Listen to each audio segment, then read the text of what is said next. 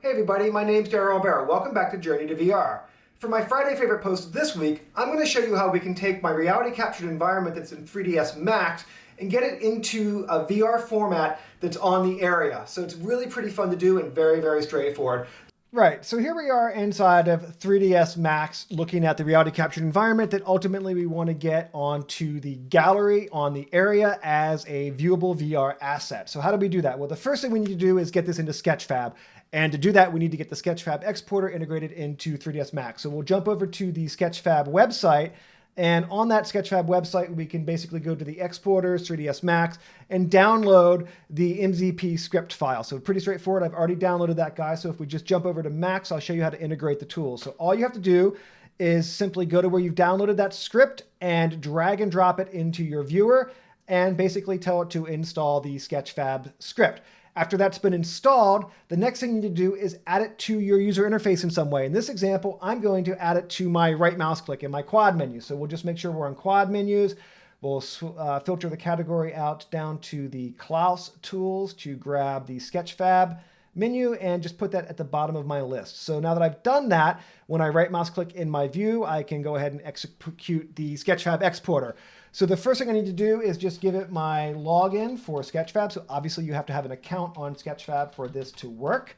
And I'll tell it to remember me and we'll say authorize. So now that that's done, I'm ready to export data from 3ds Max into sketchfab. There's a few options. I'm going to leave animation turned on so that we get that little bobble that was done in Maya earlier using the motion graphics toolkit. You also have the ability to bake lighting information. If you were lighting this with CG lights and you wanted that information to be captured and viewable in your 3D asset, you could turn that on. Because I've used photogrammetry to generate this environment, I don't want to capture any of the CG lighting. We'll just go with the lighting that's been already baked in through the photogrammetry process. So we'll leave that stuff off and we'll just say publish objects to sketchfab. So I don't need to save that. Ultimately, what this is doing is saving out an FBX file and then uploading that FBX file to your sketchfab project on the internet.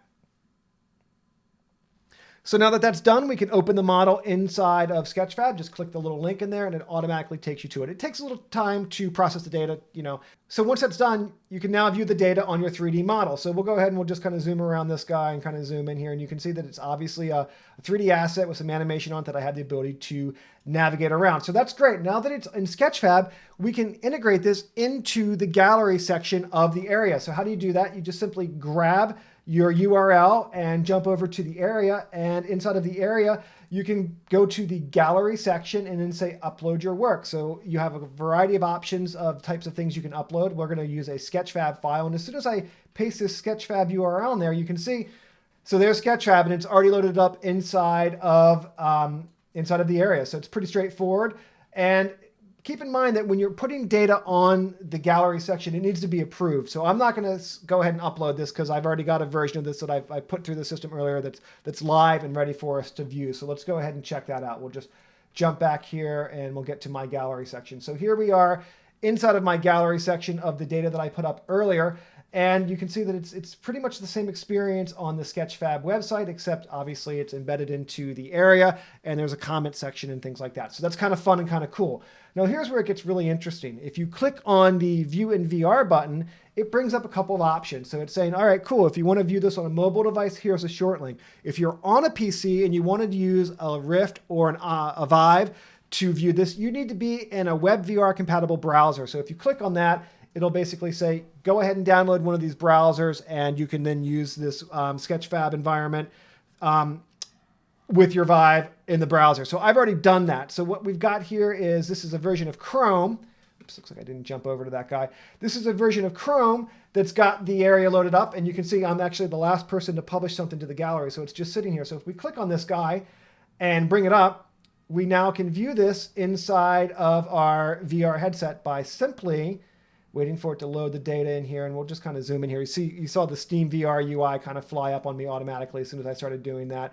All we have to do is go down here and click on the View in VR. So as soon as we do that, you can see that now when I grab my headset, I'm now inside of my VR environment, and that just looks super, super cool. And there's a few options inside of here. You could use the the little hand controller to teleport yourself around. Or if you wanted to, you can go in here and you can click on navigation. Instead of being in orbit, you can put yourself into first person. And then when you're in first person and you look at stuff, you can kind of, use your arrow keys. And as I fly in here, it's wherever I'm looking is where I'm flying. So, I can still kind of navigate around and look around my environment.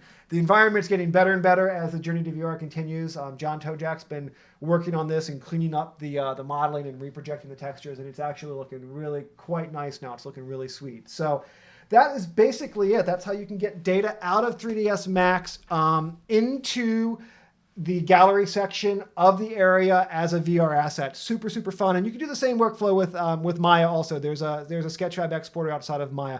So hopefully you guys are enjoying Journey to the VR. Thank you so much for taking the time to check it out. Cheers, everybody.